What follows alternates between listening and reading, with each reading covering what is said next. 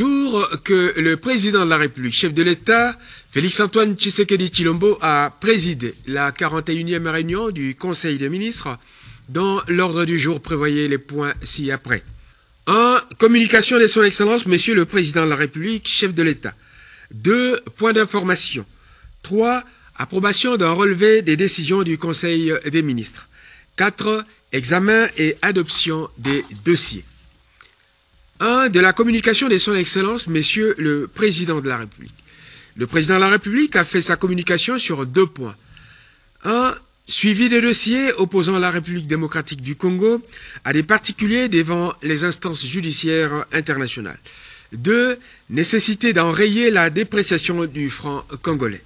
S'agissant du premier point, le Président de la République a été informé de l'existence de plusieurs litiges en procédure de fond ou en exécution forcée, actuellement pendant devant les instances judiciaires internationales.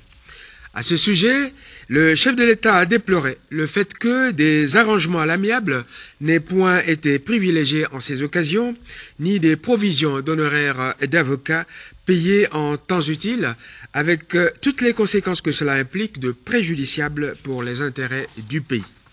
C'est pourquoi le président de la République a instruit le ministre ayant la justice dans ses attributions et le ministre des Finances de prendre toutes affaires cessantes les dispositions nécessaires pour régler ces problèmes. Étant donné que la République démocratique du Congo est en programme avec les institutions de Bretton Woods, il y a lieu de veiller à ce que toutes ces procédures n'affectent pas les créances octroyées à la RDC par les dites institutions, ce qui serait une catastrophe pour l'image de la République démocratique du Congo et pour son économie. En ce qui concerne le deuxième point, le chef de l'État a indiqué que le pouvoir d'achat de nos compatriotes, principalement les couches sociales les plus vulnérables et les masses populaires laborieuses qui subissent de plein fouet la dépréciation monétaire, continue de baisser depuis un certain temps. Le chef de l'État a réitéré à ce sujet l'instruction qu'il avait déjà donnée au Premier ministre de veiller à ce que le ministre des Finances et le gouverneur de la Banque centrale du Congo, qui ont la responsabilité de la stabilité de notre monnaie, prennent les mesures appropriées pour arrêter la dépréciation de celle-ci. Le président de la République a manifesté sa détermination à s'impliquer personnellement dans le règlement de ce dossier en exigeant un rapport hebdomadaire à ce sujet. 2. Des points d'information. 1. Vice-premier ministre, ministre de l'Intérieur, Sécurité et Affaires coutumières. Le vice-premier ministre a informé les conseils de ministres sur les points suivants. 1. État d'esprit de la population. Il est caractérisé par les principaux faits décrits ci-dessous. Accueil favorable par la population concernant les mises en place opérées au sein des FRDC et de la magistrature. Accueil favorable de la fin de l'état d'urgence sanitaire décrété par le chef de l'État. Préoccupation de la population concernant la dépréciation du franc congolais face au dollar américain. Situation sécuritaire. La situation sécuritaire est relativement calme sur toute l'étendue de la République. On notera cependant que certains groupes armés réfractaires au désarmement se sont illustrés par des attaques contre des civils et des positions des FRDC dans les provinces de l'Ituri et du Sud Kivu, où ils ont été repoussés par les forces loyalistes. Fonctionnement des institutions provinciales. Il règne une tension à Kindu, dans la province du Maniema, à la suite d'une motion de censure initiée par 11 députés provinciaux à l'encontre du gouverneur, accusé de mégestion et de léthargie administrative. Manifestation publique. Le comité laïque de coordination a organisé le dimanche 19 juillet une marche pacifique contre l'entérinement de la candidature de M. Ronsard Malonda à la tête de la CENI par l'Assemblée nationale. Un mémorandum a été lu à cette occasion. La police a réussi à disperser la manifestation pour faire respecter les mesures d'interdiction de manifester prises par les autorités. Criminalité et banditisme. Le phénomène de kidnapping avec demande de rançon continue à s'observer dans certaines provinces dont le Maniema, le Nord Kivu et le Sud Kivu. Les services de sécurité sont sur les traces des auteurs de ces actes odieux. Situation sociale. Dans la province du Sud Kivu, on note la menace de grève brandie par le syndicat des enseignants du secteur public qui conditionne la reprise des cours au paiement de leurs collègues non payés et à la suppression des zones scolaires. Conflit relatif aux délimitations administratives internes et interprovinciales. On observe ça et là ce type de conflit, souvent porteur des germes d'embrasement et d'atteinte à l'unité nationale. À ce sujet, le vice-premier ministre, ministre de l'Intérieur, Sécurité et Affaires coutumières, a pris l'initiative de l'envoi sur terrain des équipes d'experts appuyées par des géographes et topographes spécialisés dans le règlement de ce genre de conflit pour faire respecter les limites existantes. Ministre de la Défense nationale et ancien combattant. Situation sécuritaire du pays. Le ministre de la Défense a indiqué que la situation générale demeure relativement calme et globalement sous contrôle sur l'ensemble du territoire national, nonobstant les foyers d'insécurité isolés existant dans quelques territoires de la partie est du pays que nos forces armées s'emploient à éradiquer inlassablement. L'armée poursuit ainsi sans relâche la traque des forces négatives qui opèrent dans quelques territoires de l'Est du pays, notamment les groupes ADF-MTM, Mai Mai, Mazembe, Codeco et autres.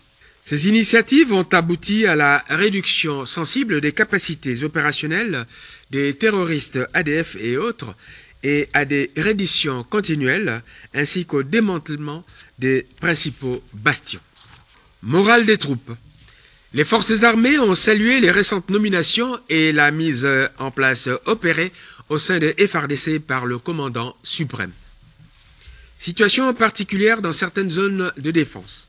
Au Katanga, les mouvements de permutation des unités vers d'autres régions militaires se poursuivent avec au préalable une période de recyclage au centre d'instruction de Kamina.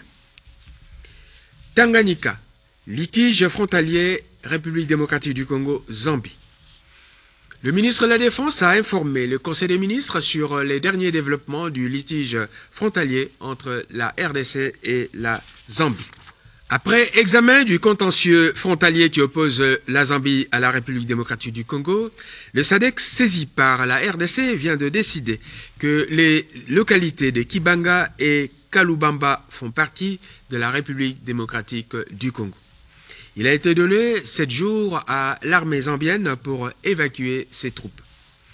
À l'annonce de cette bonne nouvelle, le président de la République a réitéré le souhait de voir les Africains unis et rassemblés autour des multiples défis à relever. Territoire de Lubero. Le gouvernement continue d'enregistrer des redditions des combattants Mai Mai, FPP, AP. Besoin de l'armée. Ces besoins ont été exprimés par le ministre de la Défense. 3. Approbation d'un relevé des décisions du Conseil des ministres. Le relevé des décisions de la 40e réunion du Conseil des ministres du vendredi 17 juillet 2020 a été adopté. 4. Examen et adoption des dossiers. Ministre de la Santé publique. Le ministre de la Santé publique a exposé sur l'évolution de la pandémie Covid-19 et celle de l'épidémie à virus Ebola. Covid-19. Situation épidémiologique au 21 juillet 2020. Cumul des cas 8626. Nombre de décès 197. Personnes guéries 4790. Localisation des cas. Kinshasa avec 85% des cas, le Congo central, le Sud Kivu, le Haut-Katanga, le Nord Kivu, Lualaba, Ituri, Otoile, Chopo, Kwilu, Sud-Ubangi, Équateur, Olomami, Kasaï et Kwango. Il y a lieu de noter que la province de Kasaï vient d'être touchée par un cas. Fait saillant. Déclaration par le chef de l'État de la mesure de levée de l'état d'urgence sanitaire depuis le 21 juillet 2020. Menace de grève des prestataires de santé dans le Congo central. Ils réclament le paiement de leurs primes. Maladie à virus Ebola à Mbandaka. Situation épidémiologique. Cumul des cas 62. Nombre de décès 27. Personnes guéries 19. Localisation des cas. Bikoro, Bolomba, Iboko, Mbandaka, Wangata, Lotumbe et Ingende. Fait saillant. Vaccination de 10 916 personnes du 5 juin 2020 au 12 juillet 2020. Vice-premier ministre, ministre du Budget. Le vice-premier ministre, ministre du Budget, a exposé sur la mobilisation des recettes de l'État par les régies financières. À ce sujet, son Excellence, Monsieur le vice-premier ministre, ministre du Budget, a fait part au Conseil des ministres des conclusions auxquelles la Commission interministérielle économie et finances a abouti après avoir examiné les causes de la faible mobilisation des recettes de l'État par les régies financières. Les responsables des dites régies, à savoir DGDA, DGRAD et DGI, entendus sur le sujet, ont donné les raisons de la baisse des performances de leurs régies respectives et proposé, à la demande de la Commission, des propositions de pistes de solutions. Il ressort de leurs explications que les difficultés rencontrées sont à la fois d'ordre endogène et exogène.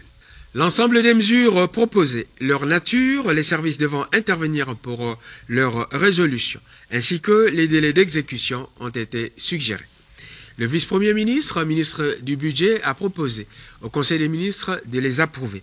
Après débat et délibérations, le Conseil a adopté ces mesures proposées. Il a été décidé par ailleurs d'inscrire à chaque Conseil des ministres le point concernant l'exécution des mesures proposées. Ministre de la Formation professionnelle, arts et métiers. Le ministre a soumis à l'approbation du Conseil les dossiers suivants adoptés en commission interministérielle spéciale socio-culturelle. 1. Organisation des enquêtes sur les spécificités provinciales et locales en vue de l'élaboration de la stratégie sectorielle de la formation professionnelle en République démocratique du Congo.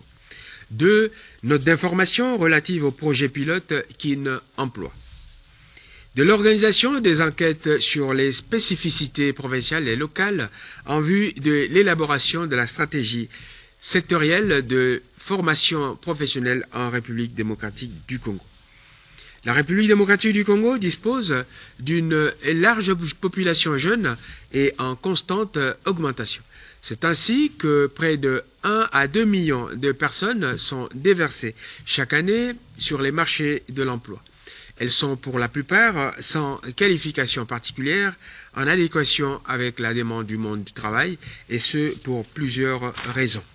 C'est pourquoi le ministre de la Formation professionnelle envisage de mener des enquêtes sur terrain de nature à aider à la récolte des données spécifiques permettant de cerner la problématique de la formation à l'emploi dont le monde du travail a besoin. Les enquêtes concernées devraient se dérouler sur 10 jours sur l'ensemble du territoire national, tandis qu'un atelier de validation du document y relatif les sanctionnera. Les partenaires traditionnels que sont l'UNESCO et le BIT sont disposés à financer ces enquêtes sur 11 provinces. Le gouvernement de la République est appelé à financer les enquêtes pour les provinces restantes. Ces enquêtes devront, au final, être validées par une commission ministérielle multisectorielle à laquelle se joindront in fine des représentants des partenaires sociaux. Du projet pilote KIN Emploi. Il s'agit d'un projet en faveur des jeunes désœuvrés de Kinshasa, initié par le ministère avec l'appui technique et financier de la coopération belge pour un coût de 10 millions de dollars américains, dont la contrepartie pour l'État congolais, qui était fixée auparavant à 3%, soit 286 000 dollars, a été ramené à 186 507 dollars, soit 1,67%.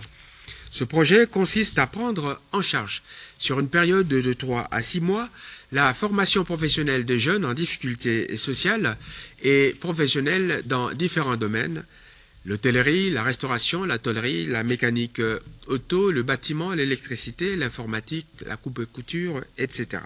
Dans un premier temps, cette formation, qui concernera les communes ciblées comme à caractère urbano-rural et à forte vulnérabilité, sera proposée à un échantillon de 500 jeunes, dits enfants de la rue, non scolarisés et ou déscolarisés, avec ou sans diplôme, âgés de 16 à 35 ans, de même que les personnes vivant avec handicap. Ce projet vise donc, entre autres, à assurer l'apprentissage des jeunes vulnérables, à les rendre autonomes, à lutter contre le chômage de masse et à réduire les comportements déviants en milieu urbain consécutifs à la pauvreté. Le ministre sollicite le décaissement de cette somme pour l'exécution du dit projet. Après débat et délibérations, le Conseil des ministres a adopté ces 2 dossiers et autorisé leur financement. Commencé à 12h juste, la réunion s'est terminée vers